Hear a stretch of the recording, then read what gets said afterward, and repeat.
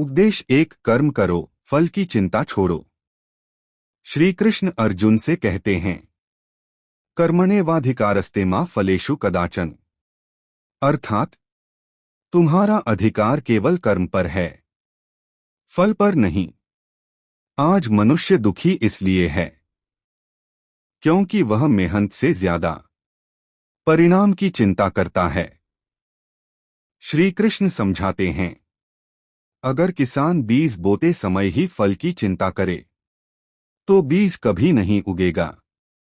कर्म पूरी श्रद्धा से करो, फल अपने आप मिलेगा।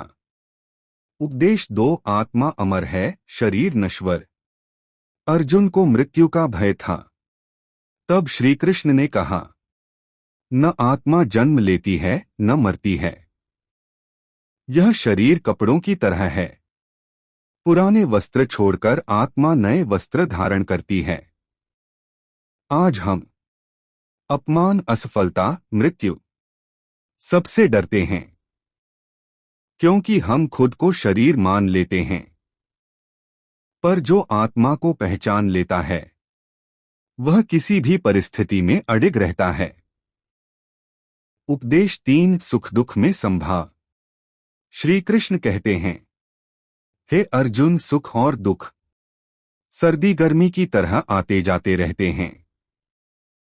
जो मनुष्य सफलता में अहंकार नहीं करता और असफलता में टूटता नहीं, वही सच्चा योगी है। आज जीवन में तनाव इसलिए है क्योंकि हम हर परिस्थिति को दिल पर बैठा लेते हैं। गीता सिखाती है, परिस्थिति बदलो नहीं, दृष्टि बदलो।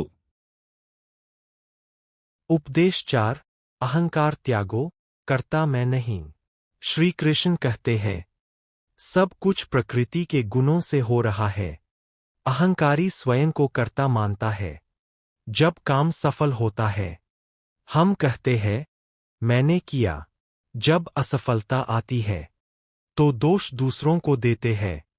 गीता कहती है, तुम माध्यम हो, कराने वाला ईश्वर है।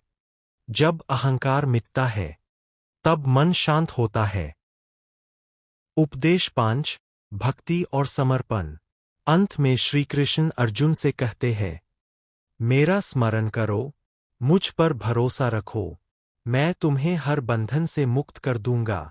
भक्ति का अर्थ सिर्फ पूजा नहीं है। भक्ति का अर्थ है हर कर्म को ईश्वर को अर्पित करना। जब जीवन ईश्वर को सौंप दिया जाता है तो चिंता स्वयं विदा हो जाती है।